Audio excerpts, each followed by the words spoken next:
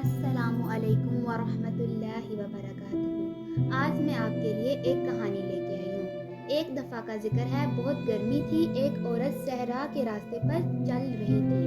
اسے بہت پیاس لگی لیکن آس پاس کہیں پانی نہ تھا۔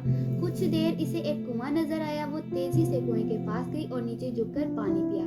اس کی پیاس بجھ گئی۔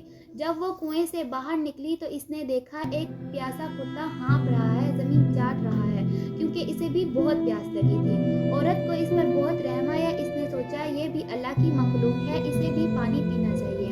وہ واپس کنویں پر گئی، اپنے موزے اتارے، رسی کی طرح کنویں میں لٹکائے اور پانی بھر لائی۔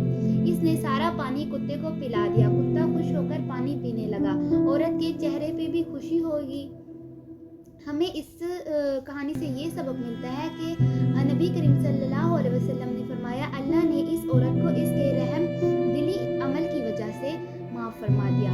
چھوٹی نیکی کبھی چھوٹی نہیں ہوتی۔ جانوروں پر رحم کرنا بھی بڑی نیکی ہوتی ہے اور اللہ رحم کرنے والوں سے محبت کرتے ہیں۔ اگر میری یہ کہانی آپ کو پسند آئی ہو تو لائک کریں، شیئر کریں اور کمنٹ کریں، اور میں آپ کو ملتی ہوں اگلی نیکسٹ ویڈیو میں۔